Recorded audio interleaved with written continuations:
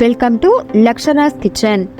ஏராளமான மருத்துவ குணங்கள் கொண்ட கருவேப்பிலை இலைகளை பயன்படுத்தி கருவேப்பிலை சாதம் தான் இன்னைக்கு நம்ம செய்ய போகிறோம். அதிகமான வாசனை தரக்கூடிய இலைகளில் இந்த கருவேப்பிலை இலைகளும் ஒன்று. இதோடைய சாதமும் நல்ல வாசனையாக இருக்கும். இதோடைய டேஸ்ட்டும் ரொம்ப சூப்பராக இருக்கும். இந்த கருவேப்பிலை இலை சாதத்தை எப்படி செய்யலான்னு பார்க்கலாம்.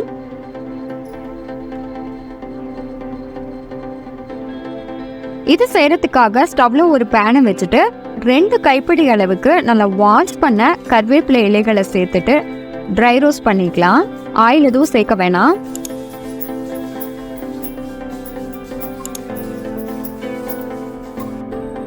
கலர் சேஞ்ச் ஆகக்கூடாது. கிறிஸ்பியாக நல்லா ஃப்ரை ஆகணும். இது நல்லா ஃப்ரை ஆன உடனே ஆற வச்சுட்டு ஒரு மிக்ஸி ஜாரில் சேர்த்துட்டு நல்லா நைஸாக அரைச்சி எடுத்து வச்சுக்கலாம். ஸ்டவ்ல ஒரு கடாயில் தேவைக்கேற்ப ஆயிலை சேர்த்துட்டு 1/4 டீஸ்பூன் அளவுக்கு கடுகு சேர்த்துக்கலாம். கடுகு நல்லா பொரிஞ்ச உடனே கடலைப்பருப்பு, 2 வரமிளகா, முந்திரி பருப்பு, வேர்க்கடலை இதையெல்லாம் சேர்த்துட்டு ஃப்ரை பண்ணிக்கலாம். இது கூடவே 1/4 டீஸ்பூன் அளவுக்கு சீரகம், கொஞ்சமாக பெருங்காயத்தூள், 1 கொத்து அளவுக்கு கருவேப்பிலை இலைகளை சேர்த்துட்டு வதக்கிக்கலாம்.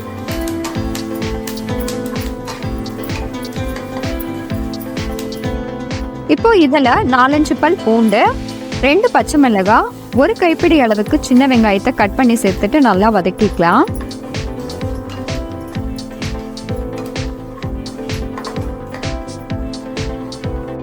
வெங்காயம் நல்லா வதங்கின உடனே ஒரு பெரிய நெல்லிக்காய் சைஸ் அளவுக்கு புளியை நல்லா திக்காக தண்ணியில் கரைச்சிட்டு வடிகட்டி எடுத்து இது கூட சேர்த்துக்கலாம். இதை சேர்த்துட்டு ஒரு 2 நிமிஷம் அளவுக்கு வதக்கிக்கலாம். சாதத்துக்கு தேவையான அளவுக்கு உப்பையும் சேர்த்துக்கலாம்.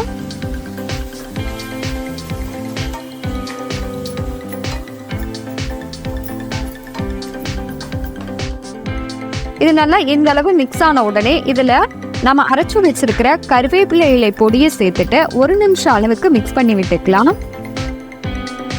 இப்போ இதுல வேக வச்சு ஆற வச்சிருக்கிற சாதத்தை சேர்த்துட்டு நல்லா பொறுமையா கலந்து கொடுத்துக்கலாம்.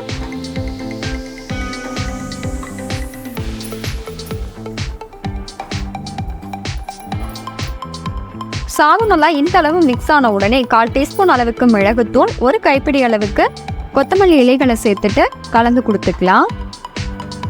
ஒரு சூப்பரான டேஸ்டில் கருவேப்பிலை இலை சாதம் ரெடி. கண்டிப்பாக இதே மாதிரி ட்ரை பண்ணி பார்த்துட்டு எப்படி இருந்ததுன்றத கமெண்ட்ல சொல்லுங்க. லைக் பண்ணுங்க, ஷேர் பண்ணுங்க, மறக்காம லக்ஷராஸ் கிச்சனை சப்ஸ்கிரைப் பண்ணுங்க.